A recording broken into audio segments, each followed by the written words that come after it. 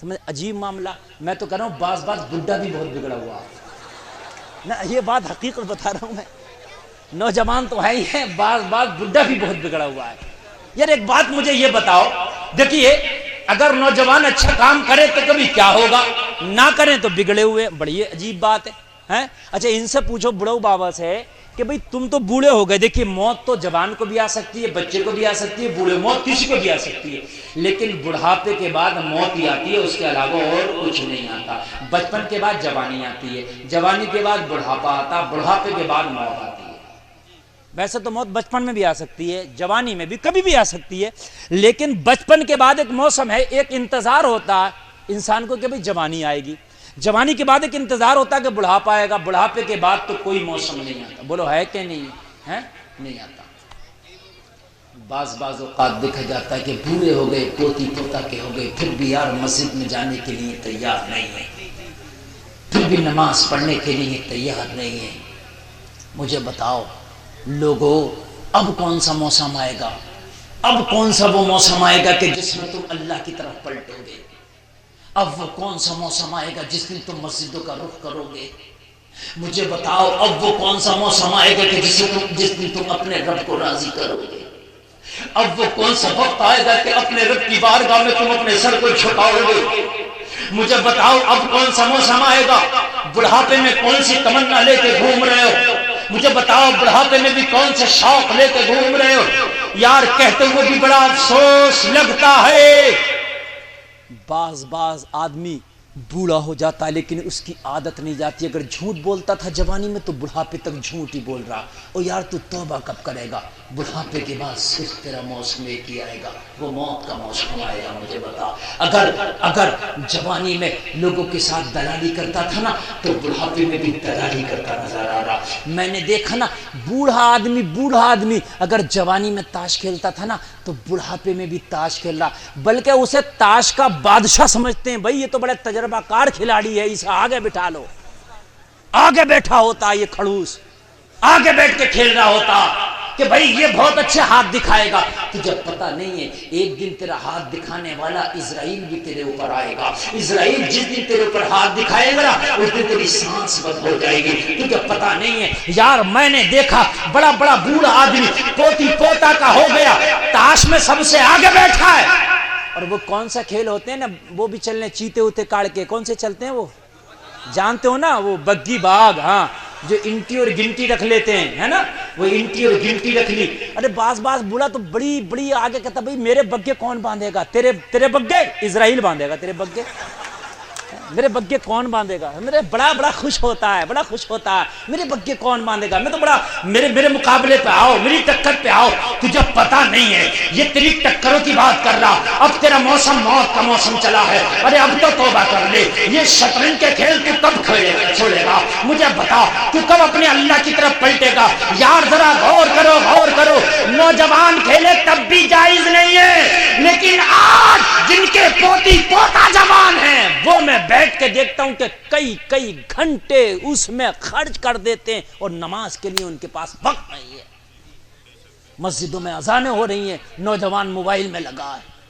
مسجدوں میں اذانیں ہو رہی ہیں, بگی باغ کھیلنے والے بگی باغ میں لگے ہیں, فیس بک والے فیس بک میں لگے ہیں, ٹویٹر والے ٹویٹر پہ لگے ہیں, واٹس ایپ والے واٹس ایپ پہ لگے ہیں. او لوگو, جس دن موت کا فرشتہ گیا, رب کعبہ کی قسم, اللہ فرماتا وَلَن يُؤَخِّرَ اللَّهُ نَفْسًا إِذَا جَاءَ أَجَلُهَا, ایک سانس تک نہیں لینے دے گا, ایک سانس بھی.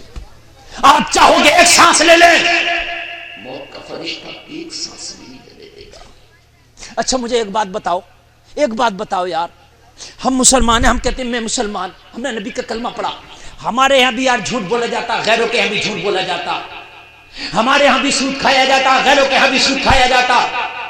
ہمارے یہاں بھی خود جوا چلتا ہے, سٹا چلتا ہے, ان کے یہاں بھی جوا سٹا چلتا ہے. تو یار یہ تو بتاؤ مجھ میں اور ان میں فرق کیا رہ گیا؟ کم سے کم فرق تو ہونا چاہیے تھا نا یار. اگر غیر تیرے پاس آ کے کھڑا ہوتا تو کھڑا ہو کے پہچان جاتا, یار یہاں پر جھوٹ نہیں چلتا, صرف سچ چلتا ہے, یہ مصطفیٰ کا غلام ہے. کچھ تو یار چینجنگ ہونا چاہیے کہ نہیں چینجنگ ہونا چاہیے. بلکہ دیکھا یہ گیا, حقیقت بات میں بتا رہا ہوں, سچ بتا رہا ہوں. اگر مسلمان کسی عہدے پہ آ گیا نا، کوئی بھی چھوٹا موٹا عہدہ، اتنی رشوت کھاتا، اتنی رشوت کھاتا، صحیح بتا رہا ہوں۔ پولیس ڈپارٹ میں اگر کوئی مسلمان چھوٹا سا سپاہی بھی ہو نا، تو یہ چاہتا ہے کہ ان کے لوگوں کی کڈنیاں بیچ کر کے میں رشوت میں لے لوں۔ حقیقت بتا رہا ہوں، کوئی ایک اگر ٹھیک ہو تو میں اس کی بات نہیں کرتا، میں نے خود آزمایا، صحیح بتا رہا ہوں میں آپ کو۔ ہم سفر کرتے ہیں نا، غیر مسلم ٹی ٹی ہوگا، سیٹ دے دے گا معمولی سے پیسے لے کے، لیکن اگر کبھی مسلمان ٹی ٹی آ گیا نا سامنے، تو یہ سوچتا ہے کہ جتنی جیب میں پیسہ سب لے لوں۔ عجیب معاملہ یار، ہمارے دلوں سے خوف نکل گیا، ڈر نکل گیا۔ ہم کہتے ہیں دنیا ہماری عزت نہیں کرتی، یار دنیا عزت کیسے کرے گی؟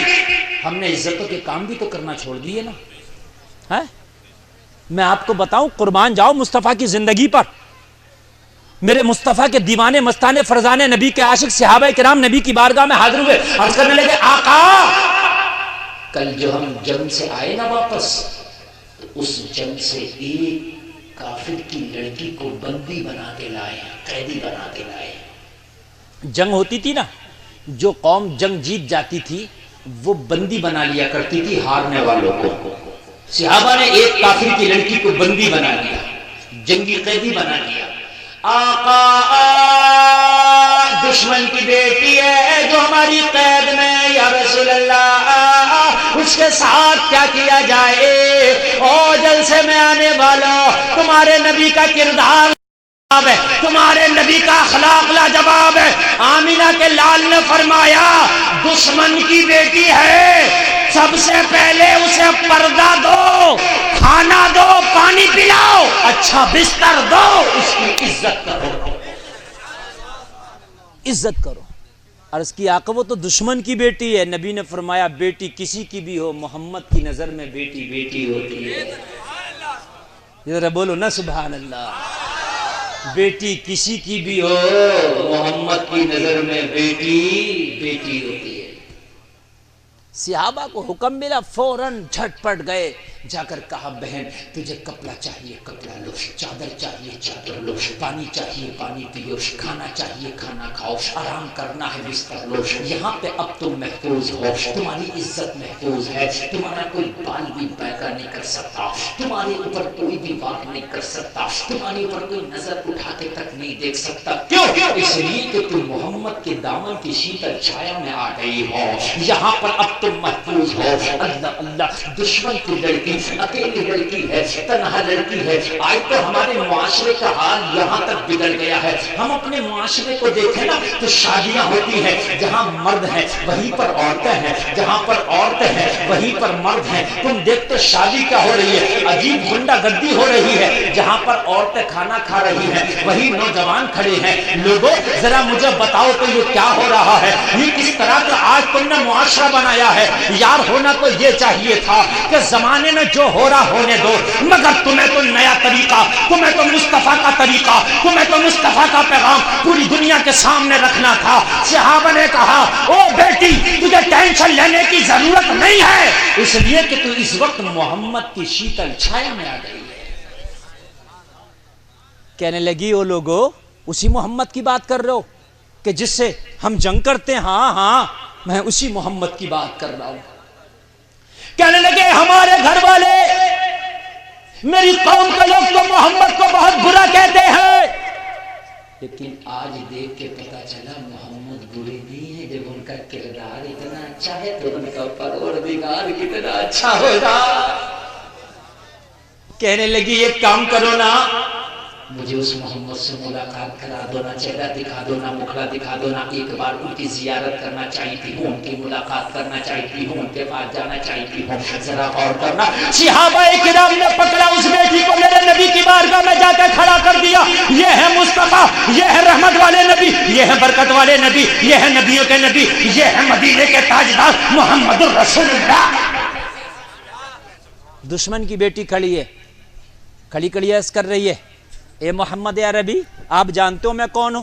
میرے نبی نے فرمایا تو بیٹی ہے، لڑکی ہے۔